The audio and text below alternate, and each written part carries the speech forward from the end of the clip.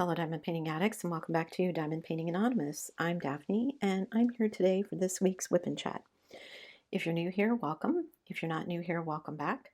WIP, W-I-P, stands for Work in Progress, and this is mine. You are welcome and encouraged to go grab whatever you are working on and work alongside while I chat, or alternatively, you can treat this as podcast and just listen while I chat. Today I'm going to be working on my Ocean Breeze by Diamond Art Club.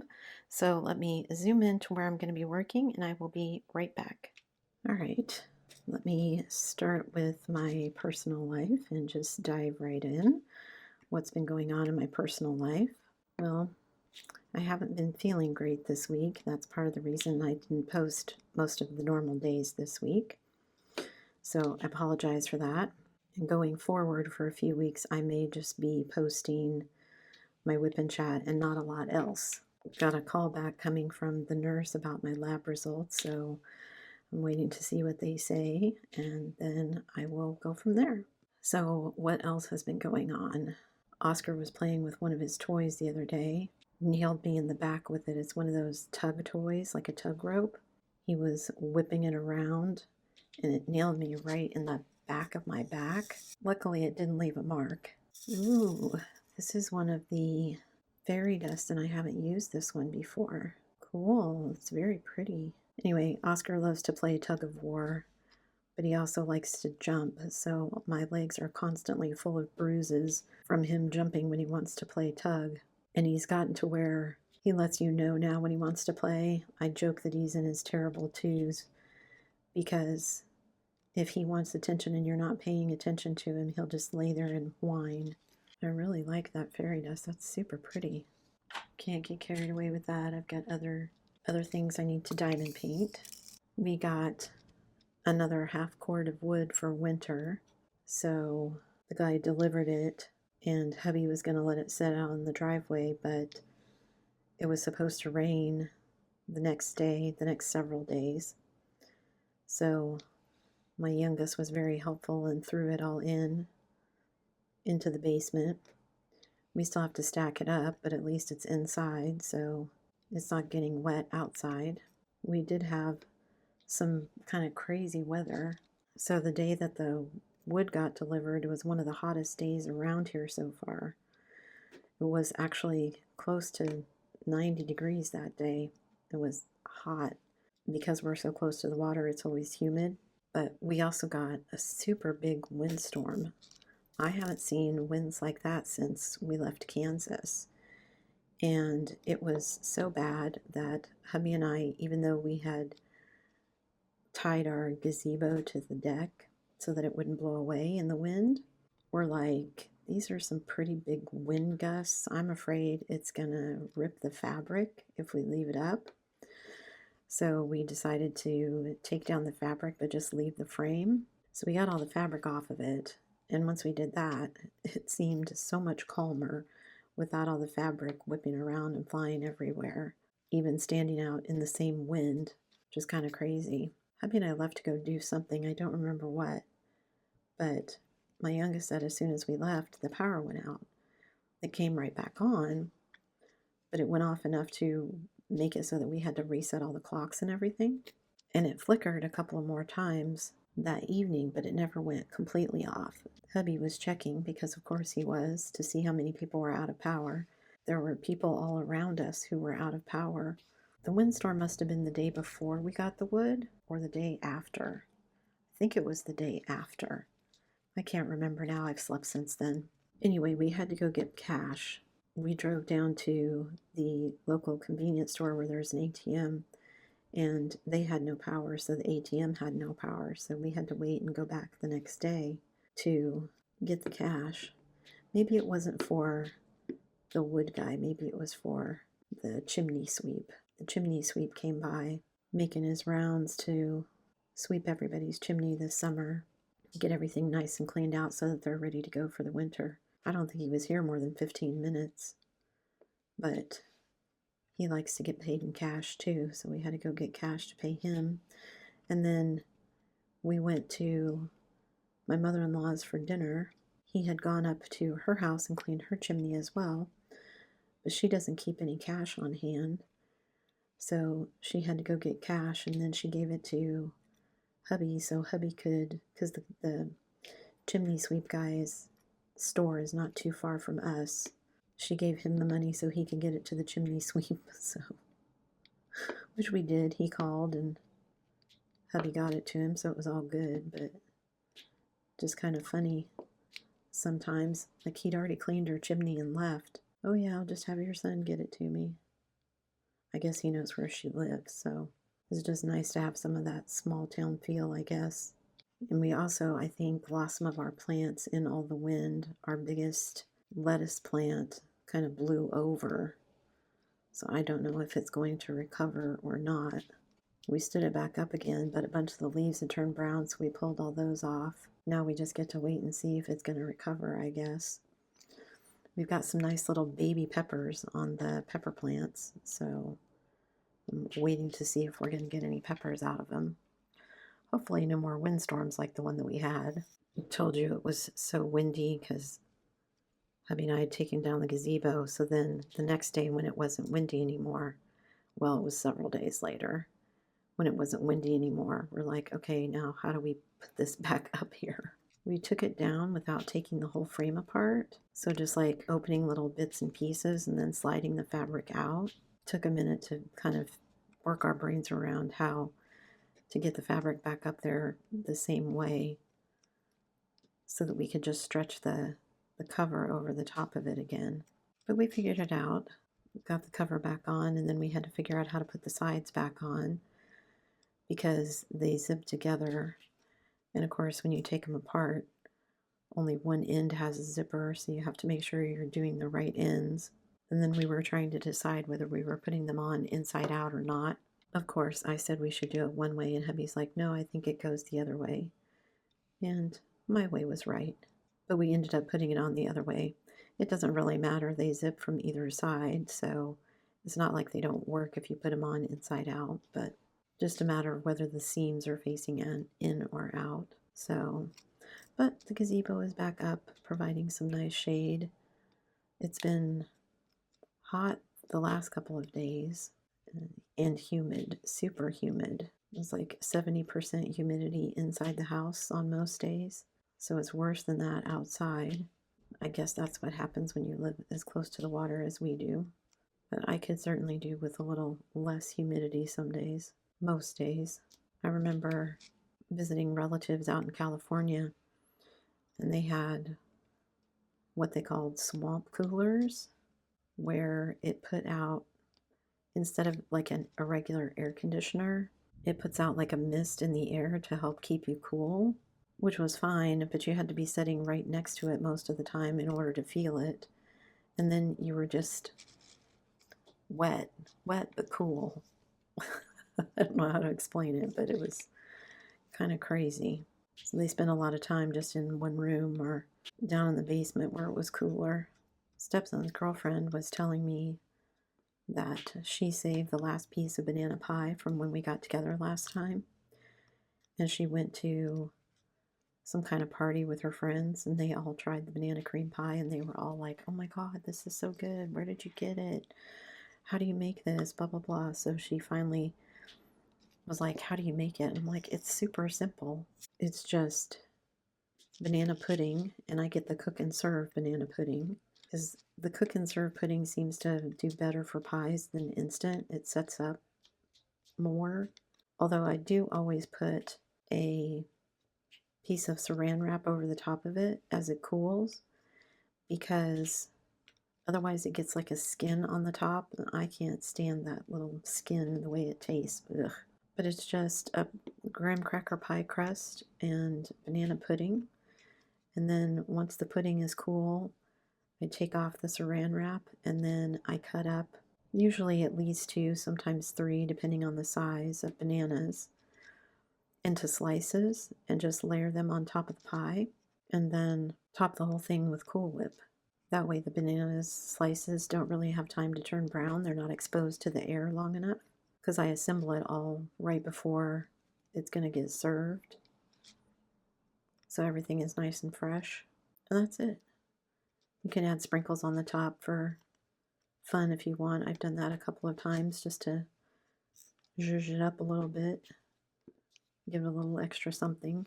And I finally had a chance to watch the Pompeii show with Tom Hiddleston. It was actually really interesting. He supposedly is tracing these real people who lived in Pompeii, whether or not they survived.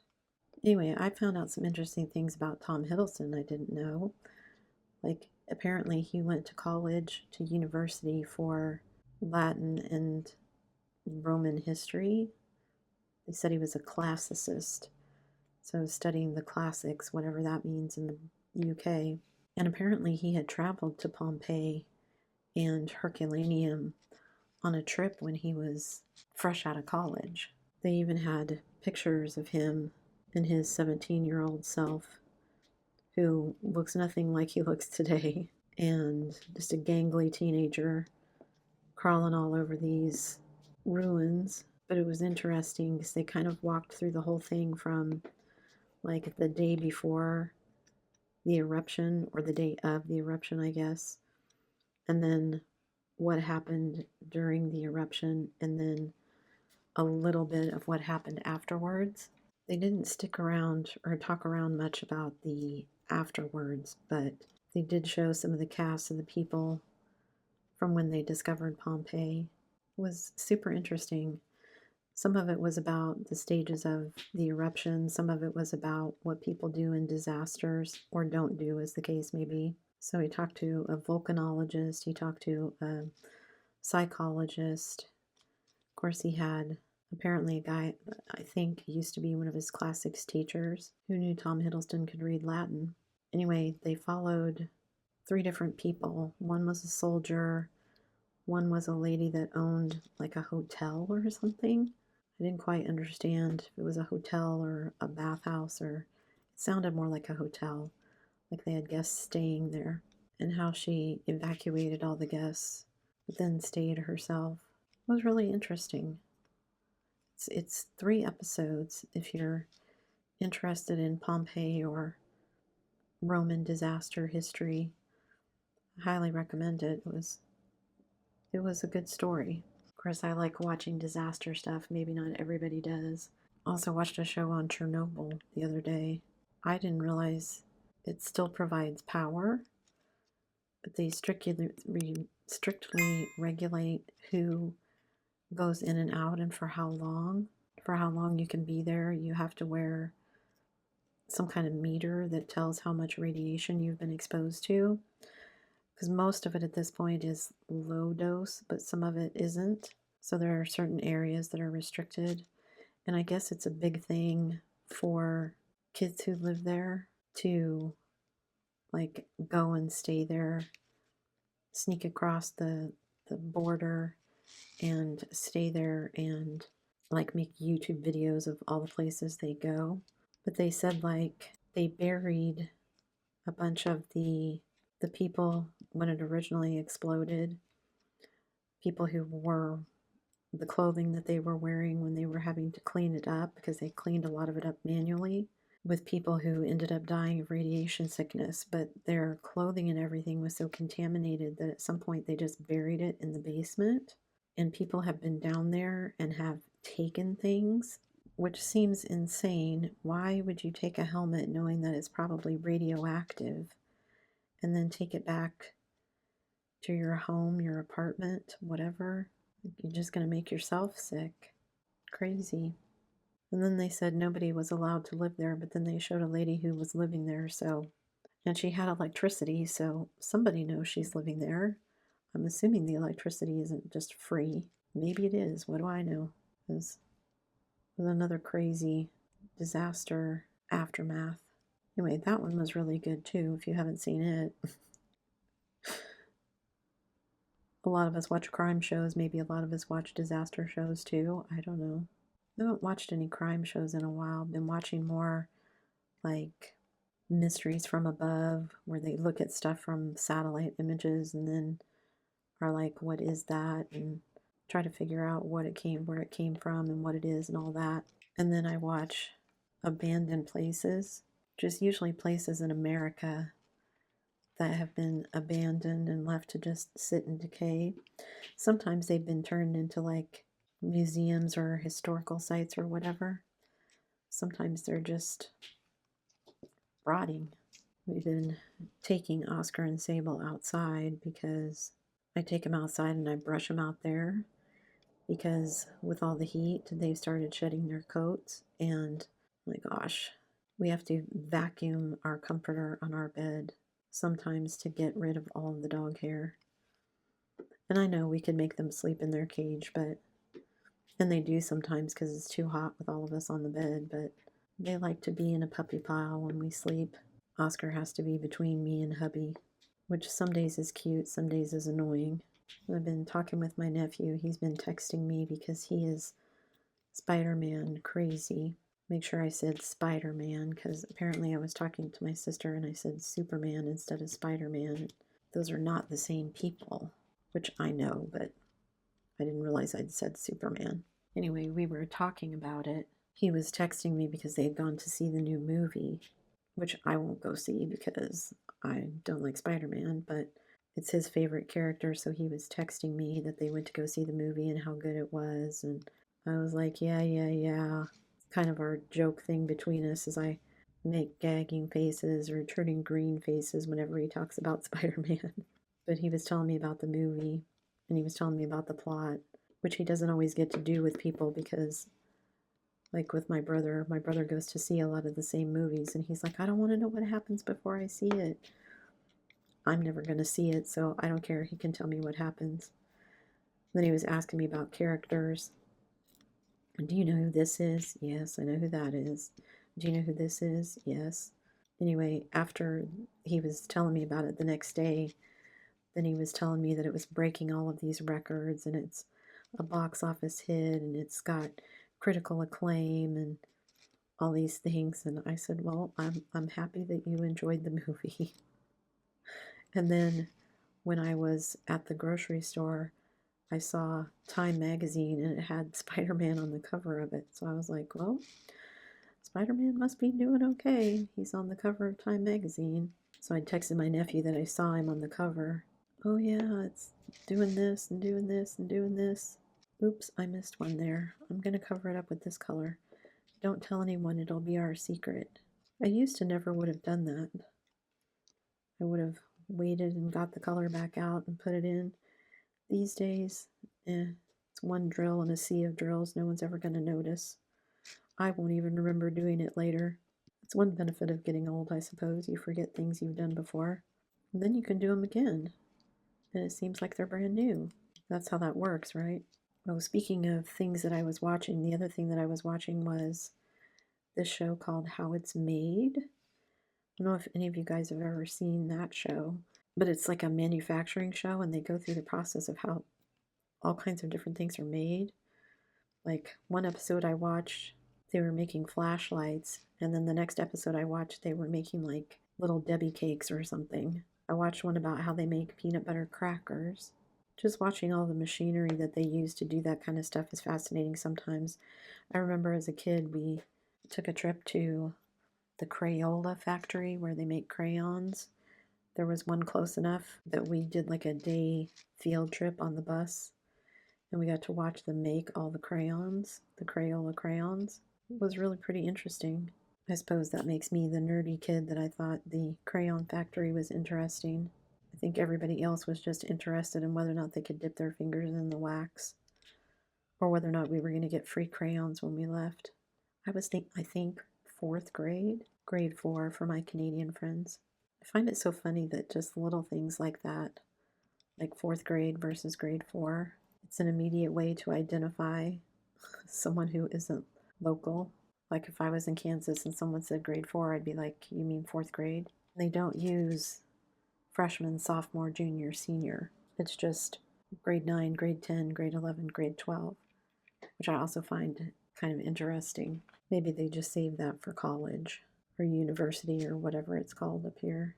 Never really been clear on what the difference is between the two.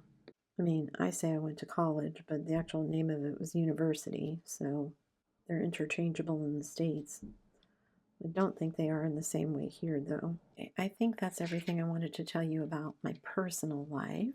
So let's move on to my diamond painting life. What do I have to share about my diamond painting life? Well, not much, because I didn't do much diamond painting this week. I did some, but not only was I not feeling good, I have been fighting with my putty because it's been so humid. Also been kind of fighting with my glue dots, so I decided to go back to just a plastic multiplacer with wax for the short term until I can order some different putty, because while the museum putty was great back in Kansas, it does not seem to work the same up here where the humidity is much higher. So I got suggestions from lots of you about different putties to try, so I'll be ordering some, but until it gets here, I'm just going to go back to the old school method, and that way at least I can get something done without getting so frustrated I wanted to tear my hair out, because even after putting the putty in the refrigerator, it would get so stringy after just a few passes that I was like, this is going to make me crazy. So I just decided to go back old school. And four placer is my happy place with these plastic multi-placers. And I happen to have a ton of them on hand because I like the four placers the best. So every time there's a kit and I have a four placer, I snag it. So I have like a whole bag full of these. I found an old pen that I don't use very often, and the glue dot in it seems to be working much better, so no idea how old the glue dot is, but it was still working. So oh shoot, I was at Walmart today. I should have looked for glue dots while I was there and I forgot. Oh well, I'll have to look the next time I go, I guess. Problems with my putty aside, I am liking this kit and it is going pretty quickly when I actually have time to work on it. I just need to make sure I'm not getting frustrated with it, and then pretty soon I'll be done. We're not that far into April. I wish. We're not that far into August, so I hope everybody's been having fun working on their water-themed kit. I haven't made it over to the Facebook group to look yet, but I will do that today and see what everybody's working on. After I finish this one, I'm hoping to do another one. So I want to finish this one in time that I can finish another kit this month, and maybe a third if I get a chance. I did post a couple more polls for our diamond paint-alongs next year, so if you haven't voted in those, please go vote. If you've already voted, thank you for voting. There is, I think, some pretty clear winners so far, but there is at least 1 month that is super duper close, or it was the last time I checked. So if you have a preference, make sure you vote. So after you're done watching the WIP and Chat, if you go to the Posts tab, you'll see posts under there with all of the voting that's been posted so far. I think I've posted through June, because June is going to be DP for pets. I don't think I posted anything for July yet, so I'll do July, August, September, and then we'll have, well, maybe I'll do July, August, and then I'll do September, October, because November is going to be DP for veterans, and June is going to be DP for pets, and we're taking December off. So I will work on getting the rest of those scheduled and posted so that everybody can vote on what themes we want to do next year.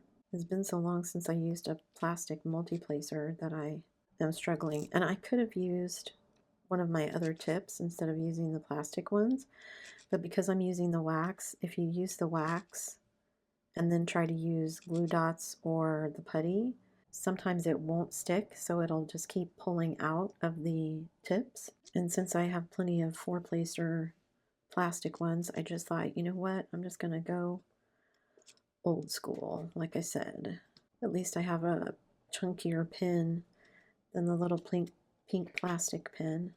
The pink plastic pen. I cannot talk today, you guys. My goodness. You think I'd been drinking, but no. I'm just tongue-tied today for some reason. So again, thank you to everybody who's already voted. If you haven't, go do that, because If we do end up with a tie, then I'll probably just end up picking one at random from the two that are tied. Okay guys, sorry about that. My phone died in the middle of filming, so I will hopefully be able to cut it off in a good place and everyone's none the wiser, except that I now just told you. But anyway, so I think that's it for me today. Thanks so much for sticking around through the end of the ramble. Before you leave, don't forget to do all the things. If you like this video, give it a thumbs up. Hit that subscribe button if you haven't already, and hit that bell notification icon so that you can be informed of future uploads. And as always, guys, thanks so much for watching.